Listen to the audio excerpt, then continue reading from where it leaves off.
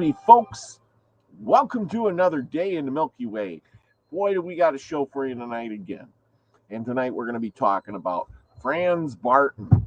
And tonight we're going to go into this book, which is The Key to True Kabbalah. And why am I doing this book? Because this weekend we have Ryan Serio coming on. And you're going to have to learn this stuff a little bit to understand some of what he's going to talk about.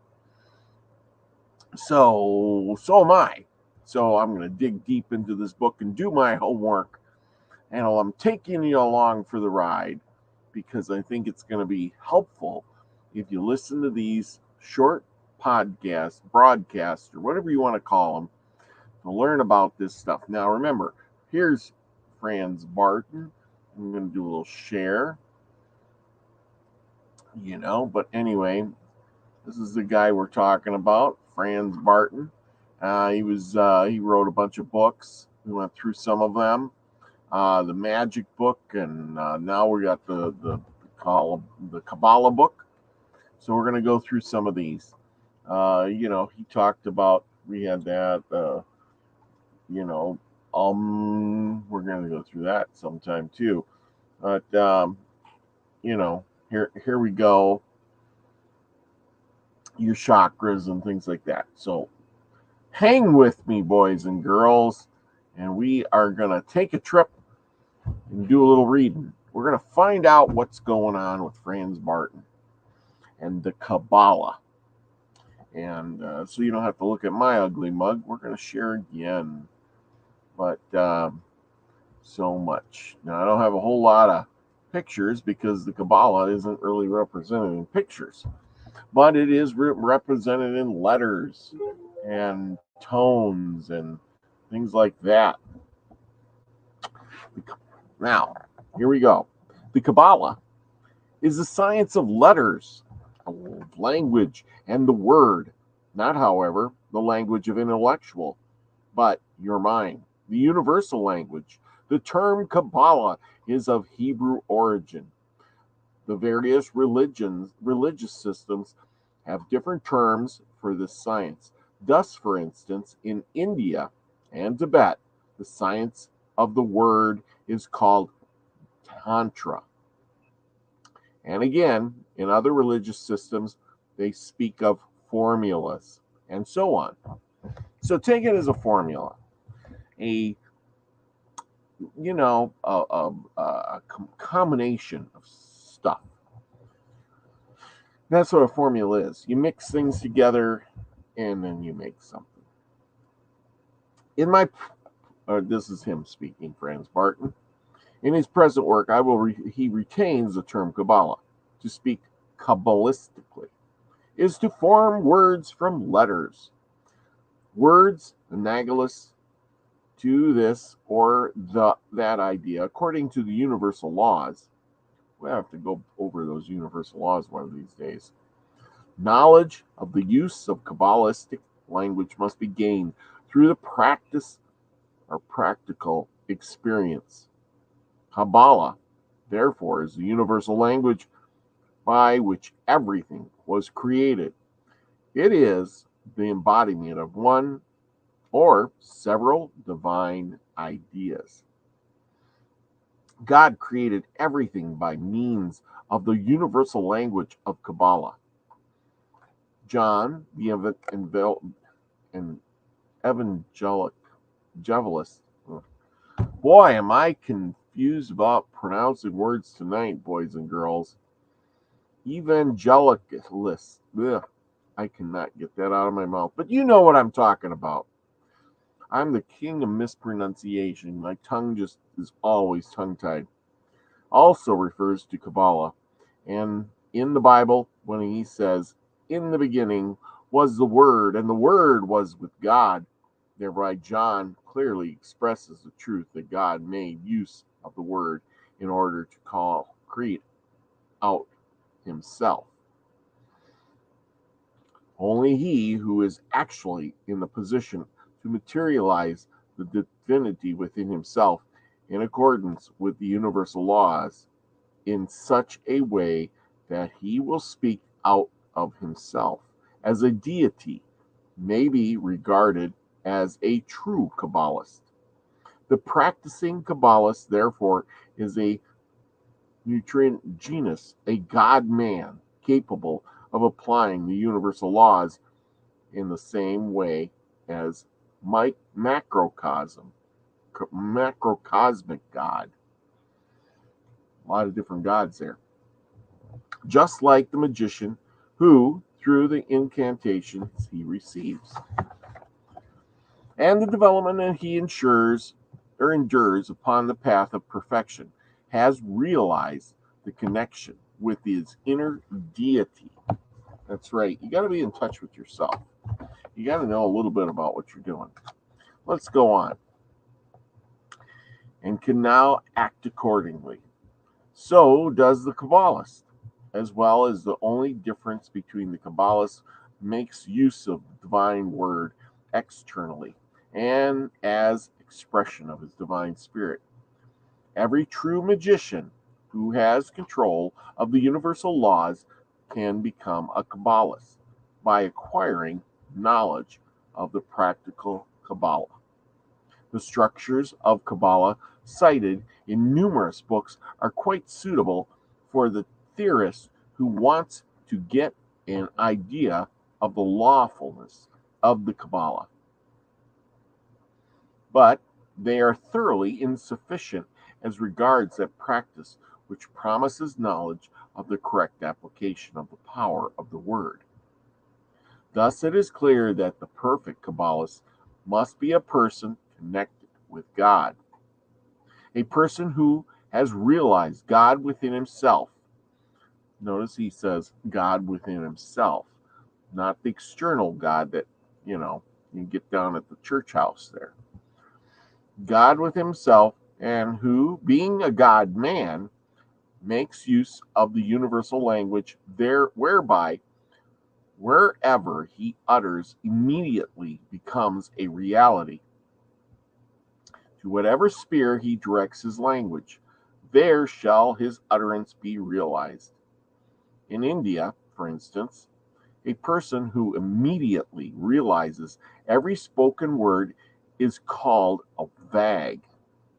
In Kundalini Yoga, this power and ability is identified with the Vishnu chakra. A perfect Kabbalist knows everything concerning the lawfulness of the micro and the macrocosmic word,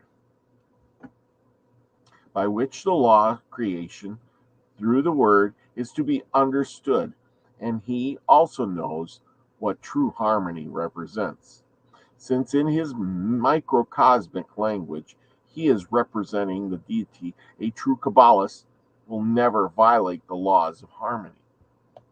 If he acts contrary to the laws of harmony, he is no longer a true Kabbalist, but a man of chaos.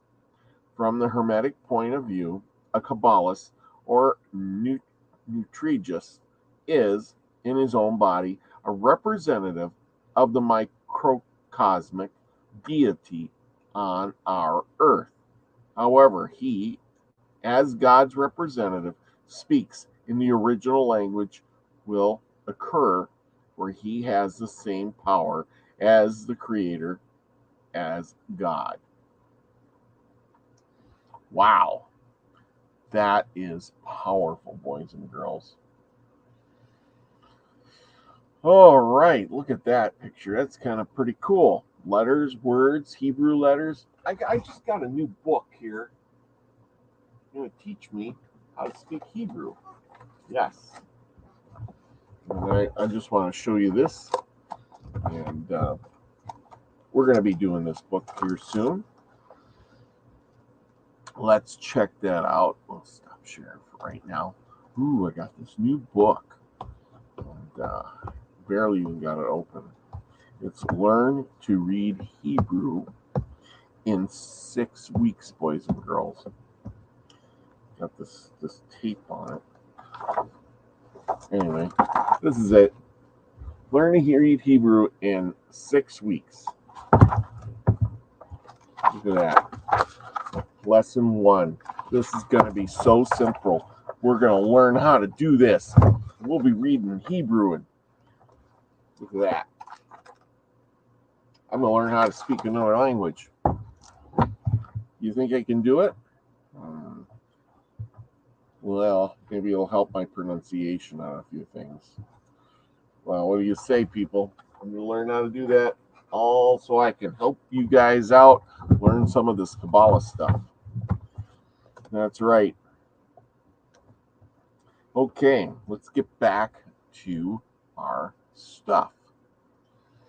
And screen share this thing again. To achieve this maturity and pinnacle of Kabbalist in the initiation, the nutrist must first learn his letters like a child. That's why we're going to learn the letters. The Hebrew letters, people. We'll learn Kabbalah in 6 weeks. No, we'll learn Hebrew in 6 weeks. Kabbalah will take a little longer. Must first learn his first letters like a child in order to form words and sentences with them, and in time to speak in the cosmic language. He must have a complete command of them. The methodology involved in this learning is dealt with in the practical part of this book. Anyone, no matter which religious system he may adhere to, can occupy himself with the true Kabbalah. Theoretically, as well as practically, the Kabbalistic science is not privilege of those who profess in the Jewish faith. Oh my gosh. Listen to this. The Kabbalistic science is not a privilege of those who profess the Jewish faith. That means anybody can do it. Look at that. You don't have to be a Jew at all. Hebrew scholars affirm that the Kabbalah is of Jewish origin, but in the Jewish mystical tradition itself, the knowledge of the Kabbalah is said to be of ancient Egyptian origin. Who would have thought? Well, Jewish people must have got it from somewhere. The history of the Hebrew Kabbalah is beginnings and development, etc. may be found in the relevant literature on the subject, for much has already been written in this field. In this book, Franz Bardon will explain the synthesis of Kabbalah only so far as to absolutely necessary for the practice. He refrains from unnecessary burden of history and other structural interpretations of Kabbalistic philosophy. So that means we're going to jump right over to big stuff and go right into it. The term Kabbalah has often been abused by degrading it to a game of numbers, horoscope assessments, name mythologies, and various other semantic devices. As the reader will learn from the practical part of this book, numbers do have a certain relationship to letters. Although this is one of the lowest aspects of Kabbalah, and one which we do not wish to deal with here. True Kabbalah is not a semantic science which makes fortune-telling possible, nor is it a form of astrology which fascinates the inner perception of horoscopes, nor it is an anagram, the construed names of which make prognosis possible. Since true Kabbalah, when applied correctly, represents the universal laws, relevant analogies of harmony, in accordance with cosmic analogies, made up to certain point by discerned. Thus, however, is ordinary fortune-telling and has nothing to do with the true science of the universal language. The reader will agree that this science is most sacred and will never dare to degrade the universal laws in order to fulfill ordinary romantic purposes. Each religious system had its own genuine Kabbalah, which in time was lost due to various reforms of the religious system. It is being fully maintained by true initiates only in the Orient. The ancient Celtics and the initiated Druids also had their own genuine Kabbalah. Well known to the Druid priests, the practical use of the runic magic by the Druid temple priests can be traced back to ancient knowledge of Kabbalah. Today, there are unfortunately, only a few people who understand the runic Kabbalah of the old Druids and can apply it practically. The practical runic Kabbalah has been lost completely during the course of time. Ooh. Well, there you go. The Druids. What did the Druids say about that? Well, I'm going to look this up because this is kind of interesting. You know, who don't want to know what the Druids were thinking? Well, let's go find Druids.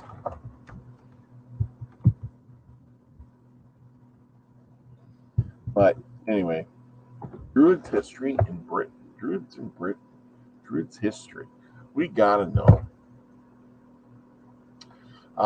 They acted as, what are Druids? They acted as priests, teachers, and judges. The earliest known records of the Druids come from 3rd century BCE. Their name may have come from Celtic words meaning knower of the oak tree. Well, that's pretty cool. Very little is known for certain about the Druids who kept no records of their own.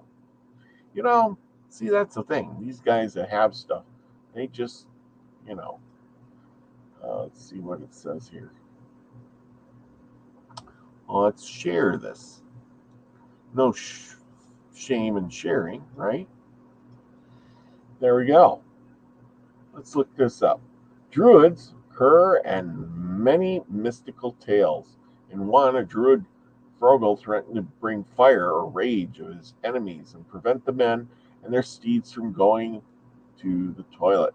Their bodies would fill with urine, of course. From the knowledge of the world today, we know this is impossible, but so many accounts of Druids are riddled with mysticism, magic, and possible exhortation. The origin of the word Druid is unclear, but most popular view is that it comes from doter, an Irish Gaelic word for oak tree, often a symbol of knowledge, meaning wisdom. Druids were concerned with the natural world and its powers, concerned trees, sacred, particularly the oak. Druidism can be described as a shamanic religion. It is relied on in a combination of contact with the spirit world, holistic medicines to treat, sometimes cause illness. They were said to have induced insanity in people and been accurate fortune tellers. Some of their knowledge of the earth space may have come from megalithic times. Here's a lot of mysteries shrouding the actual history of the Druids. Our knowledge is based on limited records. Druidism is thought to have been a part of Celtic Gaelic culture in Europe, and first classical references to the 2nd century BCE. Practice was similar to those of priests today, connecting the people with their gods, but their role was varied and wide-ranging, acting as teachers, scientists, judges, and philosophers. They were incredibly powerful and respected, able to banish people from society for breaking the sacred laws, and even able to come between two opposing armies and prevent war. They did not have to pay taxes to or serve in battle. Druid women were also considered equal to men in many aspects. unusual for the ancient community. They could take part in wars and even divorce their husbands. One of the earliest accounts of Druids was written by Julius Caesar in 59 and 51 BC. He wrote in a Gaul where prestigious men were divided into Druids or nobles. It was from a Roman writers that historians have gained most of their knowledge of the Druids. Druids were polytheistic, and had female gods and sacred figures, rather like the Greeks and the Romans, but their Nordic, less civilized Druidic society gave the others a sense of superiority.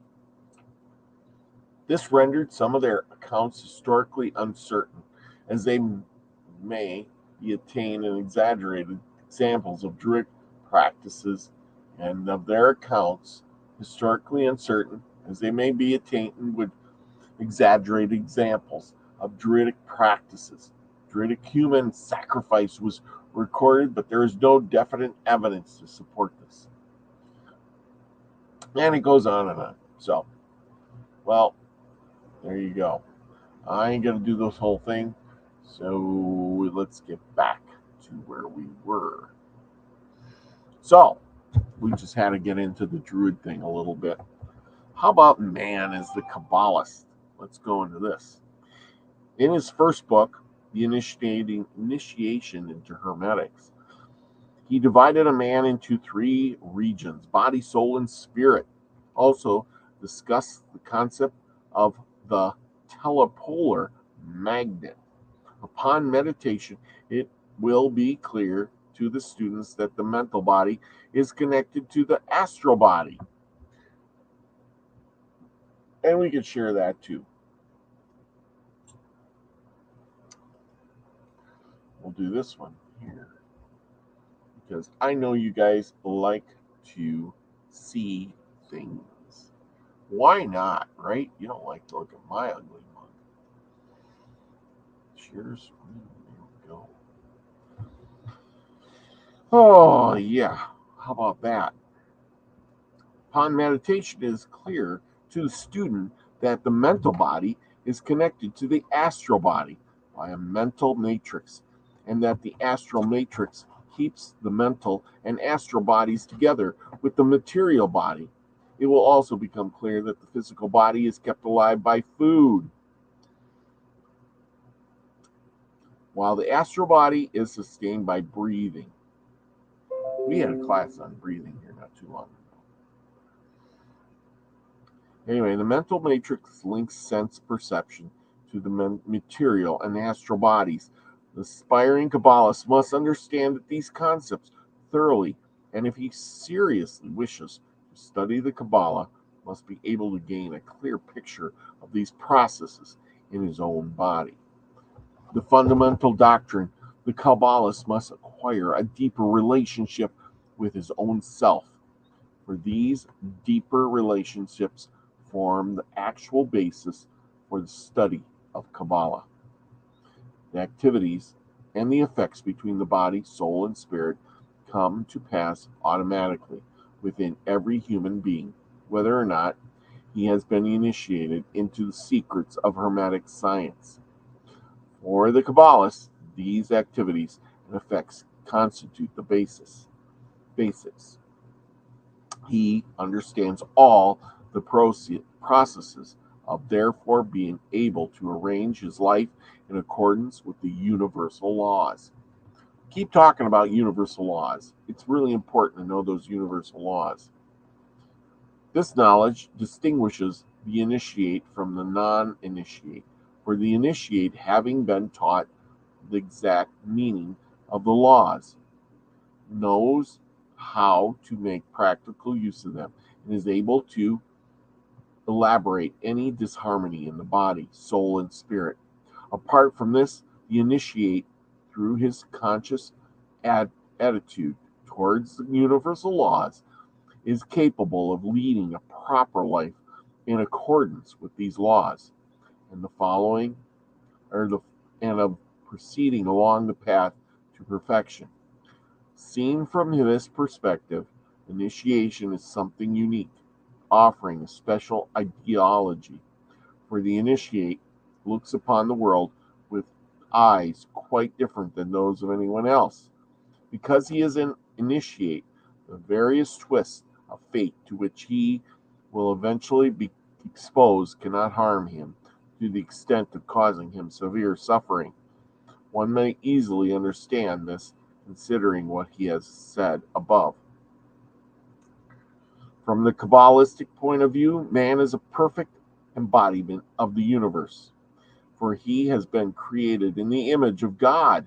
Man is the most superior being on earth, and everything which occurs on a grand scale in the universe, as large, occurs on a small scale in man as well. Seen from the hermetic point of view, man is the world in miniature, in microcosm, in contrast with the universe or macrocosm.